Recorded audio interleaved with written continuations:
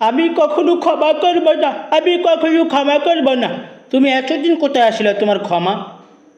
তোমার লগে যদি কিছু কইরেই থাকে তাহলে তুমি আগে কেন কইলা না? প্রিয় বন্ধুরা, ক্রিকেট পাড়ায় কিন্তু জাহানারা আলমের ঘটনা নিয়ে তোলপাড় চলতেছে।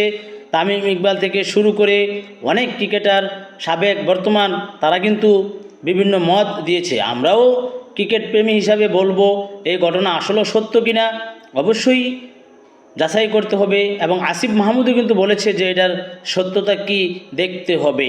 কিন্তু জাহানারা আলমের তো একটা অবশ্যই ভুল আছে।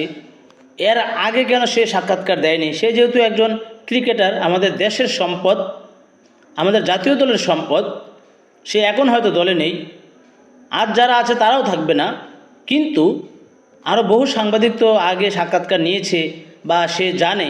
কোনো সাংবাদিককে সে বিষয়টা কেন অবগত করেনি? প্রিয় বন্ধুরা, অবশ্যই আপনার মূল্যবান মতামত দিবেন।